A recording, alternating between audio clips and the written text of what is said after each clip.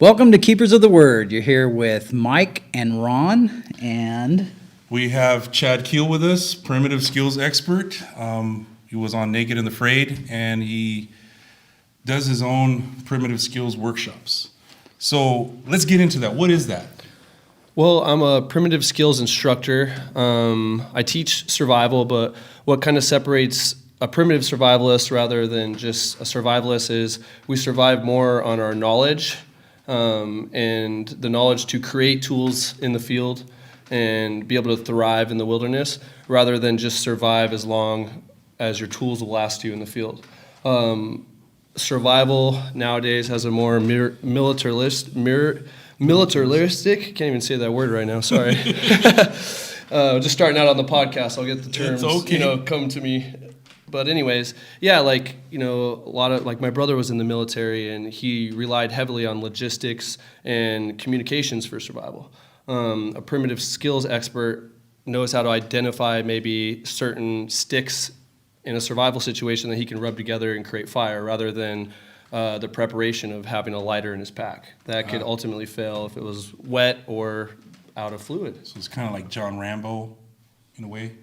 Yeah, I mean, I guess. yeah, but so less having actual tools, but creating your own tools based on what you're going to need from what you find in the wild. Exactly. And I've trained with lots of indigenous tribes around the world, and I'm just, in a lot of ways, a primitive skills expert preserves these indigenous skills that are being lost because a lot of these, tribes don't have written languages, things like this. So it's imperative that people that have the same hobbies as me, go out and train with these people, and then I ultimately pass them on to future and later generations. That's interesting that you say that they are taught by mouth to ear, because within Freemasonry, that's definitely something that has been tradition within our craft, is the mouth to ear, and there's a certain element that just keeps the purity of that within our fraternity. How do you see that applying within the tribes that use the mouth to ear? Of course, I feel like it's very hard to really get all the lessons on the short duration that I'm with that tribe, maybe 2 weeks, and you'll find some of the elders want to see certain life lessons play out in maybe a warrior or someone that's in the tribe before they're given other parts of the same lesson down the line. So I'm not that deep in my instruction. I try to be very straightforward and give you what you need right away rather than I'm going to let you suffer for 5 days first. You're going to die. Right? But at the same time, I know there's little pieces that I am missing when I'm visiting a tribe because I'm not truly part of their culture, and it would take years and years of personal relationships with these people before, final lessons were passed down to me. How'd you get started in all this? I got started, my father was an outdoors person, just a general outdoors person. My parents kept our family close together by taking us outside, camping a lot and things like this, and I just feel like I went above and beyond what my parents could teach me and started seeking out different instructors in the various fields that I wanted to learn. Yeah. So when you applied to go on Naked and Afraid, how were you feeling prior to? Did you feel like, hey, I'm ready for this? This is going to be cool, or did you feel like, oh, this is going to be a super big challenge, and I'm a bit afraid? Well, I was definitely nervous when I heard about the challenge. I had a kind of unique way of registering, I guess, for Naked and Afraid. They actually came to me through my Instagram. Right. So I was really highly focused on creating content for a long period of time, like consistent free content. Just to really engage people on my social media platform, and turns out a Discovery producer or whatever was part of that following and reached out to me and asked me to go. Oh, that's and cool. Was I afraid? Yeah, I knew it was going to be the biggest challenge of my life. Both times definitely were, and I don't think you could ever really be ready for that, to flash back to 10,000 BC, you know what I mean? And naked? Yeah, and especially having all the modern amenities and everything that we have here, and then just whoop, you're sleeping on the ground in Africa with hyenas trying to, eat you, come through the acacia thorn perimeter. It's you're not ready for that. But at the same time, it's an Indiana Jones adventure, and you'd have to be an idiot to say no to someone wanting to fly you around the world for free, When you went through that first adventure, I know you got yourself into a little bit of, you got hurt, right? How did you feel at that point? Was that something where you're like, damn, I made a mistake? This would have cost me my life? Or shit, better luck next time? Yeah. Well, you know, because I had a school and a nature school and I taught other people, I had this like, a lot of my ego was involved in this mission. You know what I mean? Yeah. I felt like I needed to succeed in the show. That way the business aspect of my life back home would do well. And when I got hurt, it was just, it's hard to explain, but you learn through your failures, and you have to be a person that accepts failures Right. and not like live in the Best past. teacher. So yeah, I feel like suffering and failures are some of the best teachers in life, and it just taught me so much. I wouldn't change it at all. But it also let me know that, yeah, you know, I wasn't truly in the right mental space to be there at that first time. When you were out there, did you see any crazy shit or like UFOs? Or, you know, just things that you're like, okay, wait a minute, what is that? Well, I mean, I have a restaurant called Bigfoot Bowls, so I might be a little biased. I might be a little biased It's on okay. the mysticism aspect of it. You know, on the first island that I survived on, it was a volcanic island, and they were telling us the whole time it's a current volcano, it could erupt at any time. Even before I went out there, I was staying in a hotel, and I was chilling with some, like, I don't know, volcano scientists. Volcanists? I don't even know what they would be called. That's fine. You know, I get it. But they were telling me, enough. it's gonna erupt, bro. Why are you here? You know, why are you here? And I was just like, oh, I'm just here. I couldn't tell them I was on the show. So I had to just tell them, oh, I'm just here on vacation. Just by yourself on an active volcanic island? What are you doing here, man? I'm a survivalist. Like that. They were that serious about it. So, Shut your face. and anyway, so the whole time, you know, you hear it just rumbling and everything like that. And it was a very powerful time to be suffering without food and water and just within sync of that energy of that volcano. You could feel it. You know, They picked the perfect place and time to put you guys through that, because that's hell, dude. Like, imagine that you're chilling, and by the way, Volcano there's an could blow up. Yeah, you know, run naked. I don't think I was supposed to meet those scientists. They were totally separate from us. Another thing was kind of weird is a helicopter went over us a couple times, and I think they thought we were like in need of rescue, just two naked people walking through the jungle on a volcanic island. So they're circling around us, coming down low and stuff, and the producers are just like telling us to hide, you know, because they don't want to give away the location of the show for whatever reason. But Right. that was an awkward moment for sure, you know. But Any other awkward moments? I mean, tons of awkward moments, man. Because you gotta, obviously they don't show you guys defecating or anything like that, but you have to, right? Yeah, of course. So how was that whole situation? Just, Oh, hey, I'm man. gonna go to the bush, just stay over here while I go over there. And Well, let's tell you the true story about how I hurt my shoulder in that first episode. It has to do with defecating. So, see, this is what they don't show. This is what they don't tell you on the show. So I had to take, you know, a number 2 all night long. Extremely bad. And I was thinking, okay, as soon as the sun comes up, like I'm going for it. And when you're surviving, obviously there was almonds and things like that all over the ground. So you have to hoof it a little bit to use the bathroom because we're eating resources that are like around our immediate Don't shit camping where you area. So it rained all night. So I was hiking over to an area where I was going to use the restroom, and I stepped on an acacia thorn because it was like really weathery and stuff had dropped on our trail. So this thorn was, you know, had to be over an inch because it went straight into my heel and it tagged the bone and probably like curled, you know? And I just probably let out a shriek, like, you know, fell over the trail, did like a front roll, a very nice combative roll because I do Jiu Jitsu. Oh, okay. But So still, kept it the professional. fall was too intense and it hit that shoulder and that's what popped it out. So, and I hadn't even made it to take the number 2 yet. So I had to like, before I had to get help, it was still there. That feeling was still there, like pain. So I had to like just squat it down right there, Just like handle before business. before the Be a extraction man. there. So suck it up, right? yeah, That's try the to worst anyways. place to do that. Dude, I can't imagine. Just fuck. That's some shit. So literally. So going back. So you went through that ordeal. You come home. Your girl's probably like, dude, what happened? And you guys go through the whole deal. Hey, guess what? I'm going back.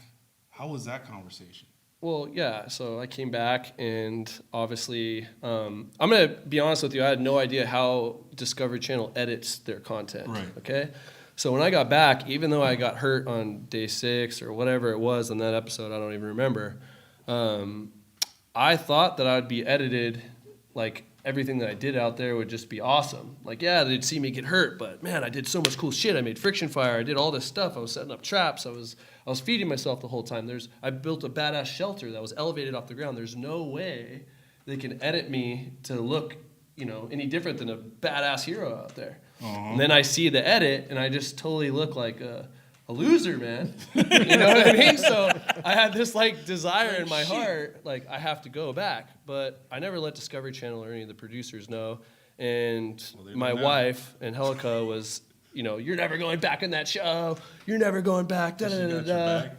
Yeah, she's got my back, of course. And then they called me again, but this time they called me, hey, somebody dropped out. Do you want to leave on Friday? It was like a Wednesday. Wow. You want to leave on Friday, go to Africa? Redeem yourself. Yeah. And I'm just, again, the ego. Woo, yeah. You know what I mean? I'm like, fucking let's go. You know what I mean? And bam, now I'm in Africa. And, And so what was that like? Oh, my gosh, man.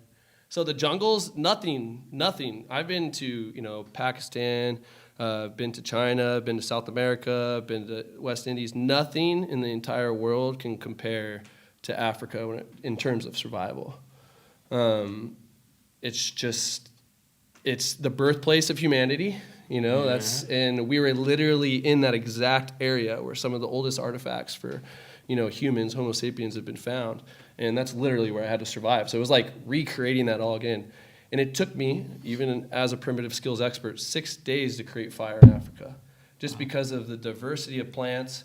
A lot of the plants there, they're so hardy because they're growing in such an extreme environment that they have an inner bark layer with some sort of oil or membrane that protects the plant from drying out in the sun from the extreme heat. So when you're rubbing the stick together to create the fire, it's it never truly heats up to a point to produce an ember, which is because very of the crucial. Moisture. Yeah, the moisture in the plant, it was something. So it took me 6 days to figure that out.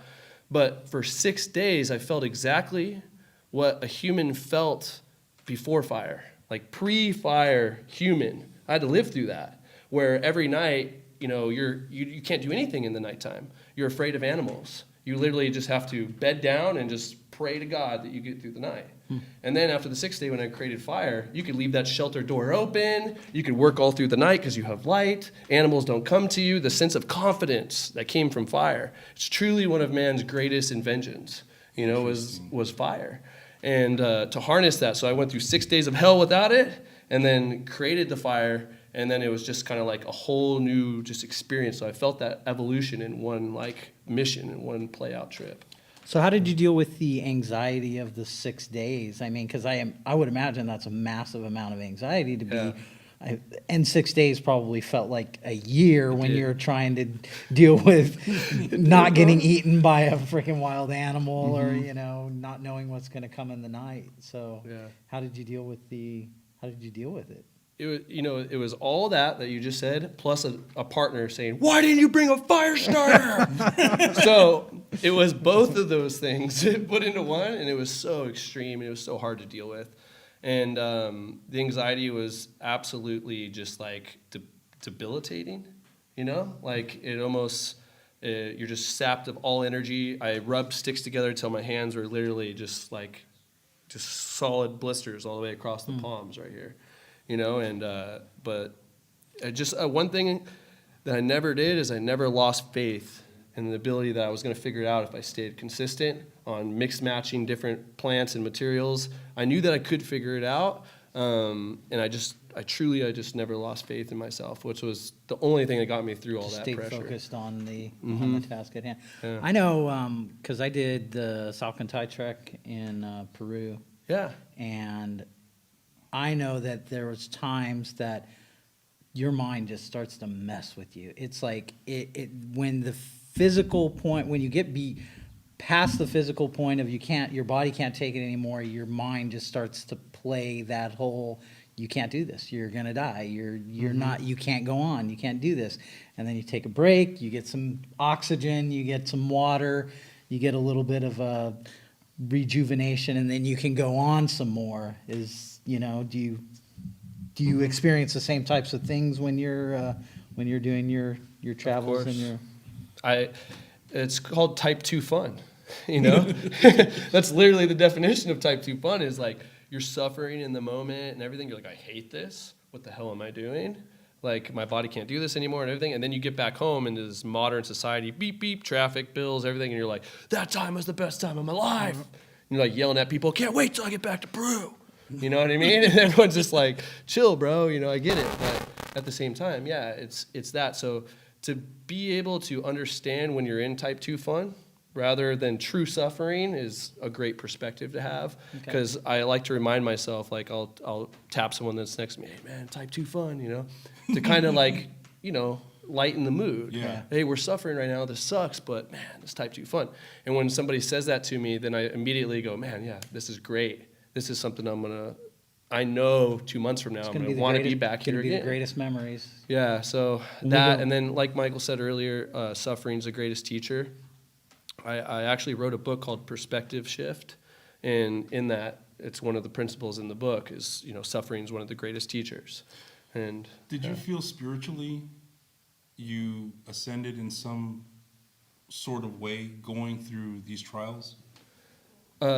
Yes, and I feel like the 2 Naked and Afraid episodes was the complete disintegration of my ego, you know, and it just played out in front of the masses. You know, you just get to see like just the disintegration of my ego, and then truly when the spirituality aspect of it, where I just started to realize who I am, was my 2 survival workshops I taught in Pakistan in 2018, 2019, in the high north areas of Pakistan. And that's where I truly, like, I came home in a plane and I was looking at myself in the mirror, and I recognized a physical change in the way I looked in the mirror. And I was finally, at the first time in my life, proud of my reflection, if that makes any sense. And I noticed it. And it was something that I recall, like a changing moment in my life. And spiritual, you said like a spiritualism or like some sort of like spiritual thing through nature. I just think it's becoming, you know, who you are. It's very easy to find that in nature rather than, can you find it in the modern society? Of course. But it's a lot easier in nature where it's silent and stillness and you're surrounded by things that have purpose. Right. And, you know, I have a lot of success gurus that say, hey, you want to be successful, you get around successful people. But I'll tell you, if you want to find purpose, get around things that have never lost their purpose. Things like trees, things like rocks, things like water running down a mountainside. Because that's what they were created to do, and they're still doing those things. You know, and it's like, you know what I mean? So it's like, if you want purpose, just go be around things that have purpose. It's the same thing a successful person will tell you, you know? So, of course, there's like a very deep side of, you know, being in nature alone. I think I noticed there's been a bit of a change in yourself from the first time I met you till like now. I see a completely different person, a more confident, more knowledgeable, more spiritual person. Because when you went through all that stuff, it does change you. I mean, some people go on retreats and do psilocybin to reach those, and you did it with nature. You went out and you found yourself, right? And I think a lot of people try to figure out ways to do that without nature, and I don't think you can do it. Like it's almost impossible, because you have to go back to the source of things with purpose, right? And I kind of really connect with you on that, and I think you did great things, and you made some good change. As far as looking back at everything, what would you have done different? You know, I did a couple courses. They're called Master Field courses with a man named David Holliday. He's in Utah. And they were like 5 or more days long where you would just walk through the desert with nothing but the clothes on your back. And I feel like if I could have went back and did more courses with Dave Holliday before going on Naked and Afraid, I would have had the mentality aspect that I needed to go on Naked and Afraid and be successful. Because it doesn't matter about the skills you have. That will only help you thrive better. But thriving and surviving are two separate words, and they're two separate things, right? So if you have all the skills in the world, of course, you could thrive out in nature. You know what I mean? But to survive, you have to have the right mentality. And I truly had all the skills in the world, but I didn't have the right mentality. And a man named David Holliday was the guy, he was the wizard. He was the guru who actually, put me and a team of other so-called experts through the shit, in Utah, and really taught us how to have the right mentality for survival. And I feel like if I could do anything different, it would have been to train the brain, rather than all the skills that I focused on. Right. You know what I mean? Because the panic part, that plays a big part in anything that you do, right? Whether in your regular life with technology. I mean, you went out into the darkness with a partner, but it's something hard to really grasp until you're actually there. That's what I feel it's like. We could all talk about it. You could give me the best, this is what it's like, but until you're actually there, then the fear will set in. And that's where I understand the whole afraid part, because, I mean, hell, you're out in the middle of nowhere, and you're At the mercy of wild animals, pretty much, and the elements and everything else. So did you come back with any parasites or? I did. So unfortunately, I came back with a parasite after Africa called Bilharzia, but I can't give you an exact percentage, but over half of the percentage of the area where I was in South Africa, they live their whole entire lives with this parasite because they don't have the money to afford the medications to get rid of it. So they'll go on until some sort of other complication happens and they pass away or get super sick from it. So, but I was the only person in America with this parasite, so of course the CDC had to get involved. You know what I mean? Yeah. And coronavirus. Yeah, but you know what I mean. But it was actually Vader from the masks freshwater came out. snails in this. I had to drink because for 6 days, I told you it took me 6 days before I got fire. So 6 days of drinking water unboiled. There's that aspect of it And like too. you said, you didn't have tools, so you couldn't bring the filtration tools, straws yes. or anything like that. And it was just a watering hole. No, a wallow watering hole where animals wallow. So just imagine just a piss yellow, I'm looking for a color, just a piss yellow, orange, kind of green too. Imagine green, yellow, and orange being one color. And you got to drink and it. you're drinking that for 6 days. You're going to get some. So You're going to get some. yeah, so I kind of knew that was going to happen. But you got to drink water. They tell you 3 days without water in South Africa, that could be 3 hours. Really, truthfully. Wow. Because of that amount of heat, and exposure, it could be hours. It doesn't have to be days, So You do your own courses out in Wrightwood, right? What do you cover mostly when you what is the most important thing that you feel you cover in those courses? The most important skill that you need to have, in my opinion, is the ability to make fire, And I've had that proven to me multiple times. And this is a very hot debate amongst survivalists. Like, what is the most important skill? Is it shelter? Is it water? Is it navigation? So you're talking to one person with a perspective who feels that it's fire. And I can tell you why. I've been out in blizzards with David Holliday in Utah where we're like, we got to make shelter. And he's like, no, stop. Creates a fire, and we just made it through a blizzard, literally while we're being snowed on, rained on, Just being next to the fire. Yeah. And we were all just steaming, evaporating while drying off, getting wet, evaporating. Everything was happening at one time. So you're just looking around, and everyone's just steaming, but we made it straight through a blizzard. So the fire, in a way, was the shelter. So to me, what do we teach up there? Friction fire. All primitive living skills, from even making clay pottery, how to find and identify clay pottery, to making vessels, water purification, animal trapping, tracking, shelter building, and then we also do 3 to 5 day, we call them primitive walkabouts, where we take nothing but the clothes on our backs and we walk from Wrightwood to Glendora, and it's about 25-30 miles that you'll cover during that 3 to 5 days. Wow. And you're only stopping when a resource presents itself. And so it gives you a little bit of taste of the naked and afraid or whatever, but it will give you that sense where you're gonna battle the mind. Yeah. You're gonna battle the mind, and I feel like those courses are where students walk away just completely changed. It might be even a full physical, spiritual, emotional change. So, but interested. I would definitely here. recommend, even though beginners can come on that course, I would recommend doing the skills courses first, getting some skills. That way you're a valuable resource to the team you're surviving with over the 3-5 days, sitting and you're there not a taking air. bag. Yeah. Exactly, Michael. Just wasting space. What are you doing? Exactly. Get up. So in all these experiences, what do you feel was the most important for you?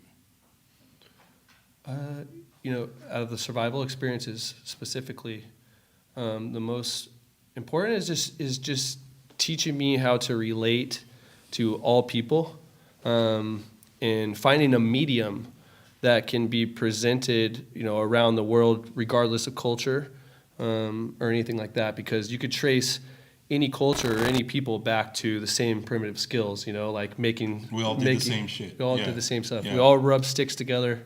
We all made clothes out of like leather and fibers.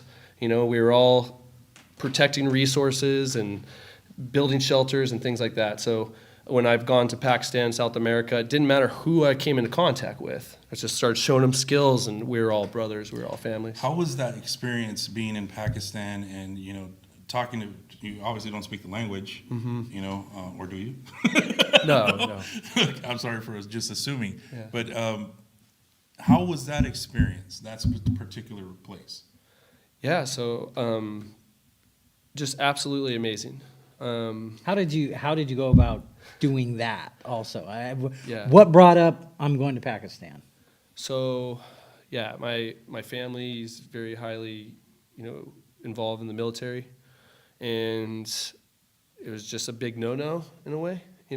That's where the terrorists are hiding out. You know what I mean? Every time we're getting into firefights with them, they cross the border into Pakistan. So it was just like it was this off limits kind of area. That's where we got Osama bin Laden, man. You know what I mean? Like, don't go to Pakistan. And to So me, you're it was I'm just going like, to Pakistan. yeah, to me, I really wanted to like go and experience it and know firsthand in a way. Another thing was I knew in the bottom, in the pits of my heart, that if you go there, you're going to discover humanity. If you go there as a true human, that you're going to be able to bond with anyone there. And I knew I wasn't going to have problems, and I didn't. I never really did, truly, never did. And because I went there with just a true open heart, And I got there because I met multiple geologists on Facebook pages through sharing videos. I started making geology videos. Like, I'm not a geologist. I would just like write a research paper on a certain mineral, go film the mineral, and then just talk about it. And then geologists start, hey, are you a geologist? I'm like, no, I'm not. Oh my gosh, I love your stuff. You should come to Pakistan. And so I had multiple offers to go to Pakistan. But I knew I wasn't a geologist, and I knew I couldn't play that card, So I said, hey, I'm a survivalist. Go do I survival want to stuff. teach survival stuff. You guys set it up, and I'll come. Well, I ended up talking to some people who were like serious about it. They weren't like, messing around. They're like, dude, we're gonna set it up. It's gonna happen. And of course, Angelica, that's my wife, she was just like, no, you're not going to Pakistan. They're never gonna set it up. Next thing I know, all the logistics are in place, and they're like, let's go. And everyone who was supposed to go with me bailed in 2018. Wow. So Solo? I had this like thing, am I going to get on the plane? Am I just going to go by myself to Pakistan from some people I met on Facebook and just hope it all works out? That's You know some what I mean? balls, man. Like, it was scary. I flew into a freaking military base, bro. Look at the You big know what I balls. mean? Like, got out and just get, in the car with some random people, and it turned out to be some of the best people I've ever met in my life, And we drove up north. I went up to the high north of Pakistan. I taught a workshop the first year to 40 people, and I think the first year, 15 of those were women, which is just remarkable. Locals? To have men and women to be in the same class, no separation These local between them. people, or From all over Pakistan. Okay. They were organized through different universities, and they all came. And so, yeah, just the equality of women in our groups was just amazing. Just the involvement in the women and the men involvement, the working together was amazing. And yeah, so that was 2018. And then 2019, it even got bigger with like 60, 70 people coming to our workshops. And what it is basically is it's about 5 to 6 days in the field where we have porters, there's tents, there's everything, but we're just practicing skills, friction fire, shelter building, things like that. And we're just out in this 14,000 feet in these beautiful mountains, in Pakistan that you'd never imagine are there, but they're there. You think that's something that they lack in those areas where the people with primitive skill sets, they don't really exist out there anymore because they're kind of veering away from them, whether it's religion or whatever other purpose? You feel that that's kind of the scenario in that area? So you find a mix. You find some of the skills I was showing them, they had lost that already, and they're replaced by modern inventions like friction fire. To them, they had no idea how their people were producing fire without lighters or stone or steel. They had no idea. That history was just completely gone.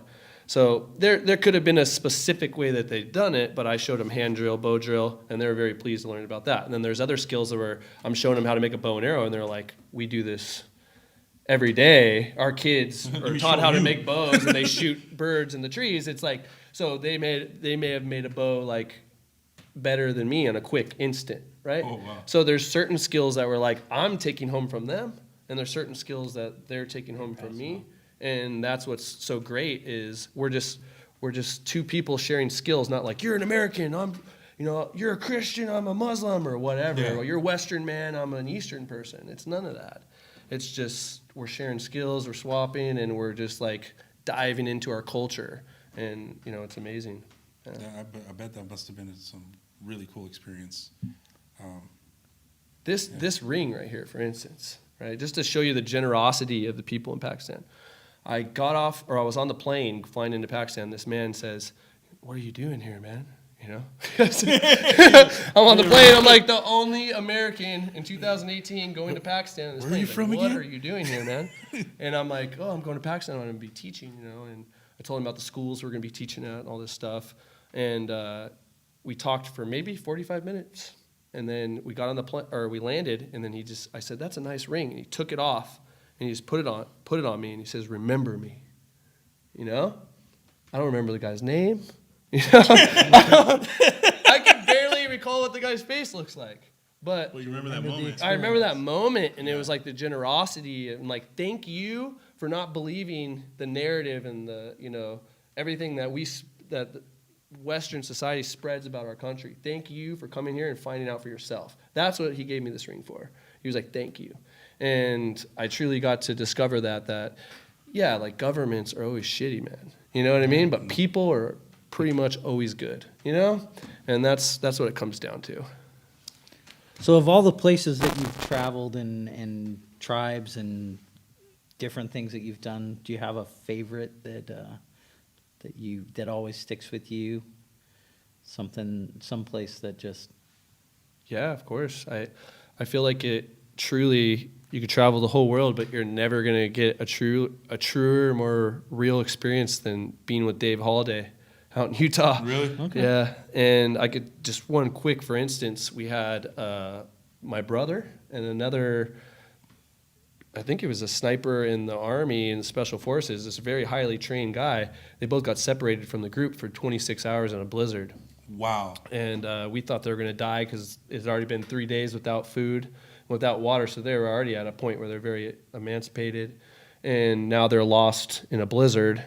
And David and the rest of our group, he said, "Light a fire right here. Let's light a huge fire." So we lit a big fire on David's command, wishes.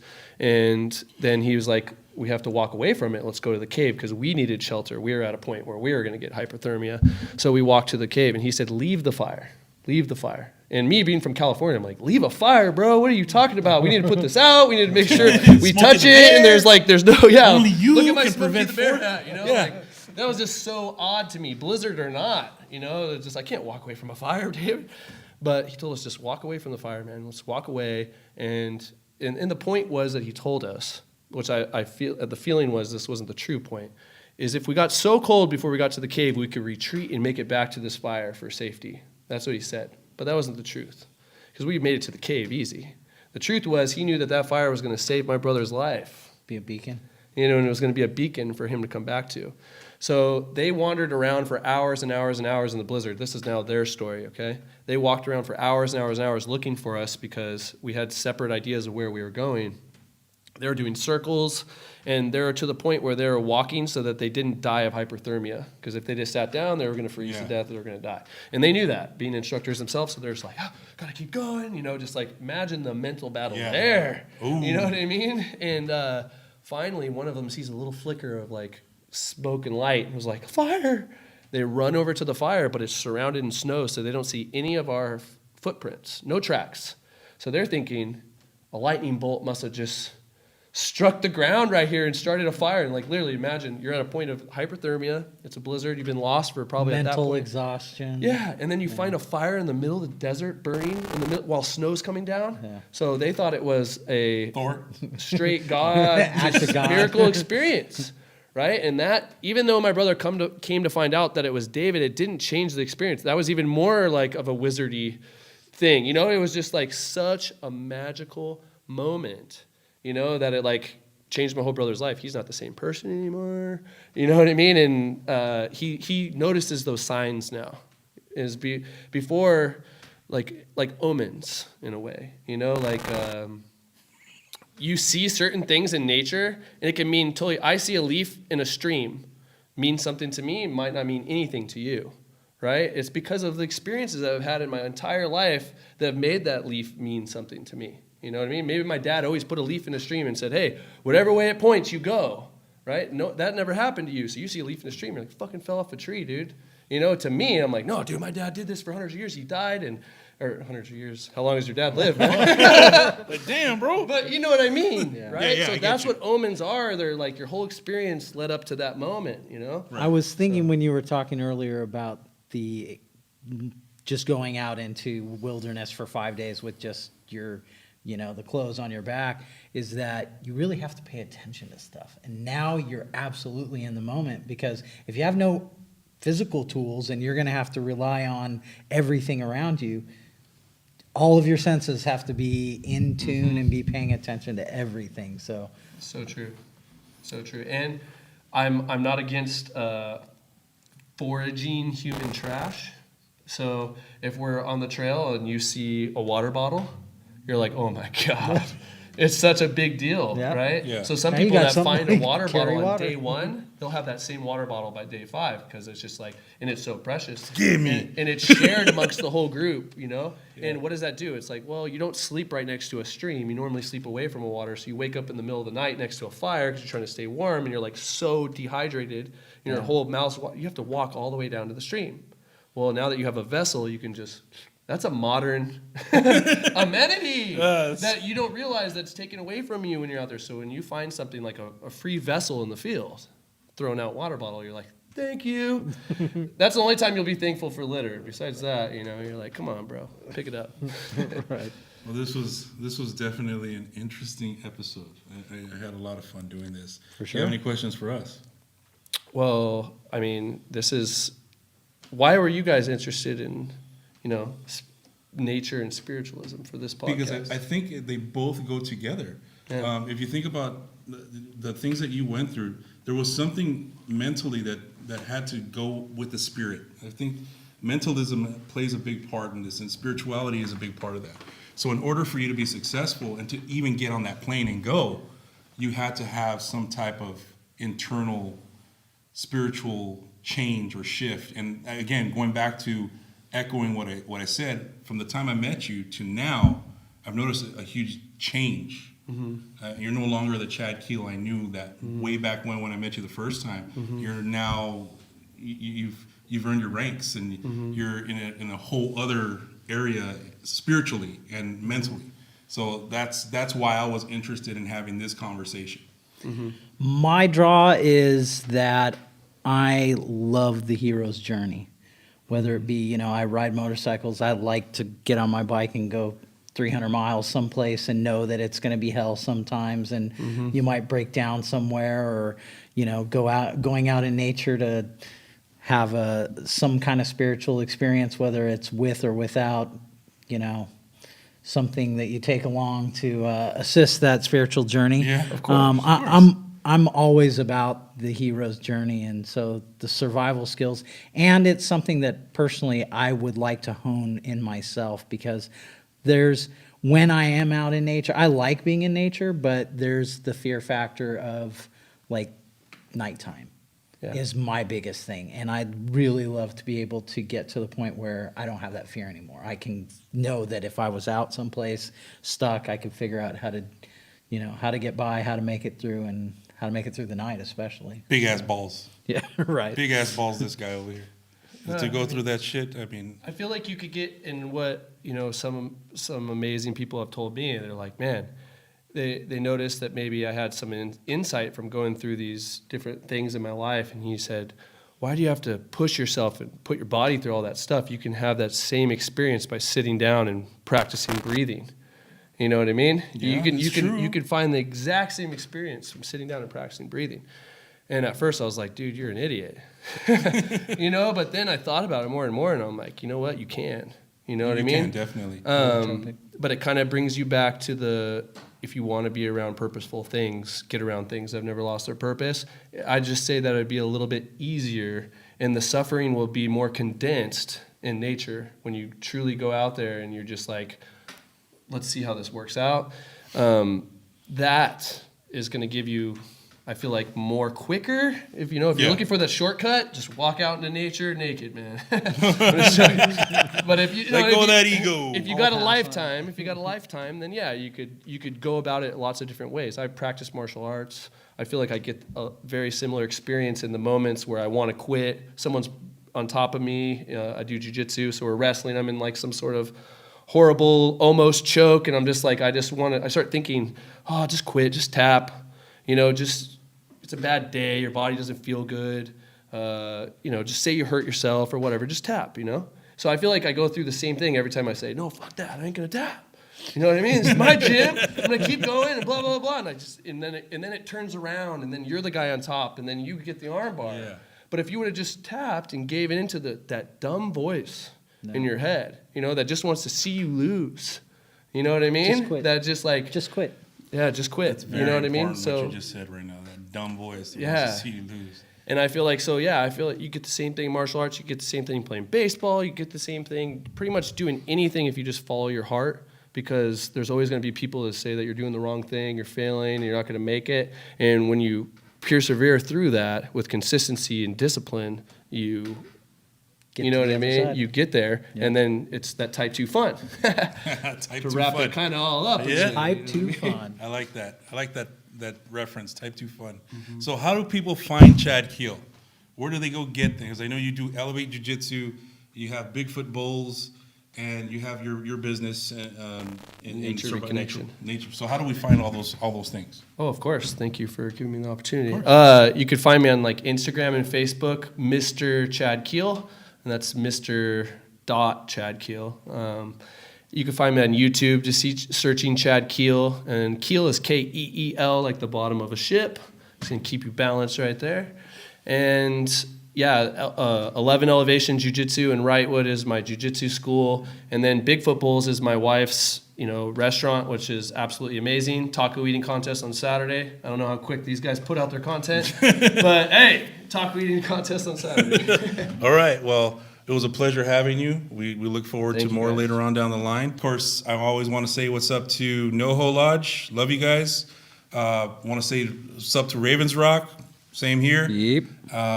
And those guys that do shout outs and shots out. Shots. Oh yes, of course. At Refreshment.